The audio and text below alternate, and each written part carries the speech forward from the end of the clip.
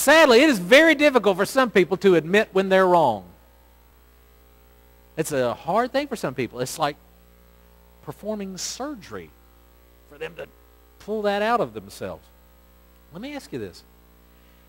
How many times have your friends or family heard you sincerely say, I'm sorry?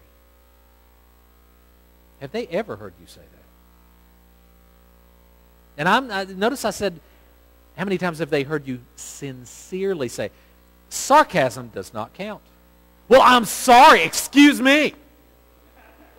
That doesn't count. Doesn't count. How many times have they heard you say, I'm sorry?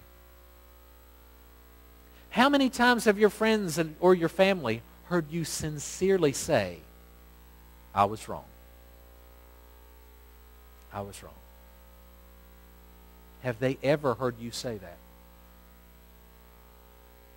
If you're having a hard time thinking of any time that you've ever said, I'm sorry, or I was wrong in a sincere way, then there's probably a pretty good chance that the problems you're having in regard to conflict may have a lot more to do with you than with them. Can you do it? Can you say, I'm sorry, I was wrong? All right, everybody, please repeat after me. I'm sorry. I was wrong. See, the sky didn't fall in. It wasn't physically painful, was it? See, it wasn't that hard.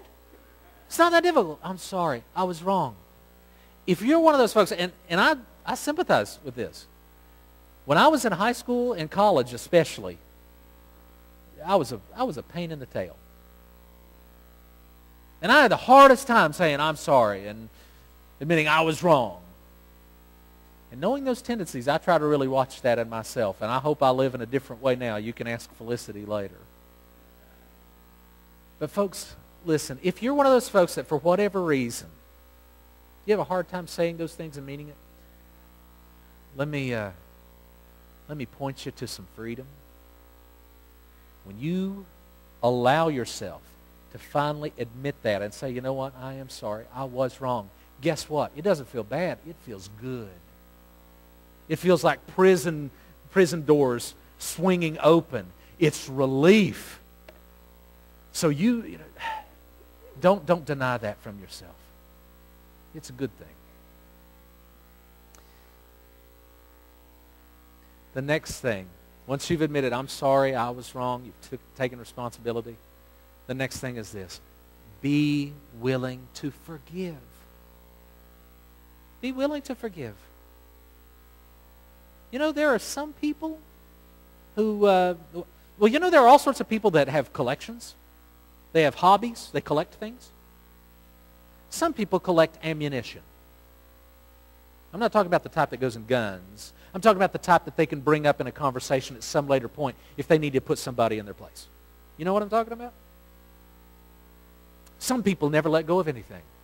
They file it for future use. Guess what? That type of behavior is the complete opposite of what it means to follow Jesus. Colossians chapter 3, verse 13, the Apostle Paul writes this, make allowance for each other's faults and forgive anyone who offends you. Remember, the Lord forgave you, so you must forgive others. After all the grace and mercy and forgiveness that I have received from God, I have no right to withhold forgiveness from somebody else. I got no leg to stand on in that department. God has been so gracious to me and forgiving to me. What about you? Forgive as the Lord forgave you. Ruth Bell Graham, the wife of Billy Graham, who just passed away not too long ago, Ruth Graham passed away. She once said this. This is a great quote. A good marriage is the union of two forgivers. A good marriage is the union of two forgivers. In marriage, you're going to get all sorts of opportunities to forgive each other. So you might as well make up your mind to become really good at it. Because you're going to use that skill over and over again. That's why when I'm talking to somebody, that's considering whether or not they should, marry this person or propose to this person or accept a proposal, one of the things that I will try to remember to ask them is, are they a good forgiver? Are they good at forgiving people? Because if they're not, they're probably not ripe yet. Leave them on the vine. They're not ripe. They're not ready for marriage yet if they're not a good forgiver. Because you marry a person like that, you're in for a rough way. Forgive. A good marriage is the union of two forgivers. And then the last note on the note sheet is this. Be committed to working through it. Work through it. Don't ignore the problems. A lot of people do that. Well, we just won't deal with it. And then eventually it explodes. And what could have been just a little firecracker becomes a nuclear bomb.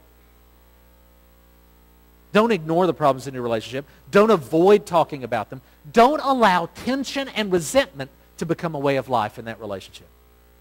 And that happens to so many couples, folks, because for whatever reason, maybe they violated some of these principles we were talking about. At some point, one person in the relationship decided, you know what? It's just not worth the hassle. It's just not worth the hassle. It'll just be miserable to try and work through this. I've tried it before, so they just give up. And they allow resentment and tension to just become normal in that relationship. That is not what God desires for you. He wants more for you than that. He wants more for your relationship.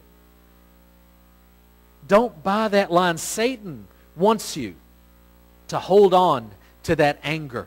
But Ephesians 4, verses 26 and 27, the Apostle Paul writes, in your anger, do not sin.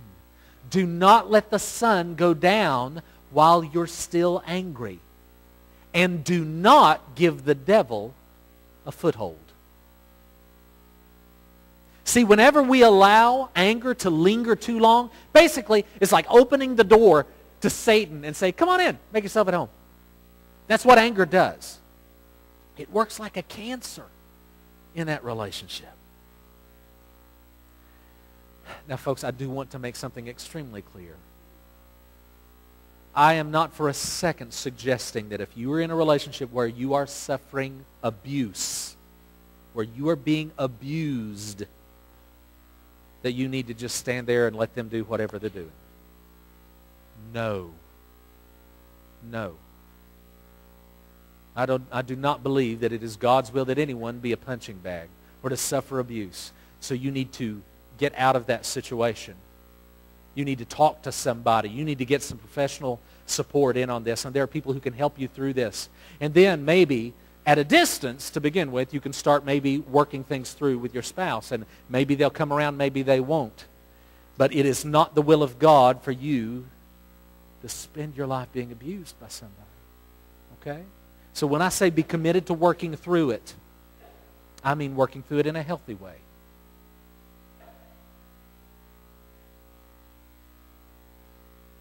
Is Jesus the Lord of your home? We give a lot of lip service to that.